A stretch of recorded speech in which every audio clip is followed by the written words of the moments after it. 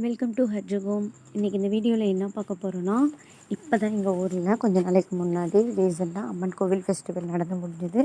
நாங்கள் நாமக்கல்ல இருந்து மதுரைக்கு போனோம். போயிட்டு அங்கே போய் பொருட்காட்சிக்கு போனோம். பொருட்காட்சியில் வந்து ஃபஸ்ட்டு எடுத்தோடனே டிஜே டான்ஸ் பார்ட்டி தான் வச்சுருந்தாங்க. டிஜே டான்ஸ் பார்ட்டியில் வந்து சின்ன குழந்தைங்கள இருந்து பெரியவங்க வர எல்லாருமே டான்ஸ் ஆடினாங்க. அவங்க போடுற பாட்டுக்கு செம்ம வைப்பாக இருந்ததுங்க.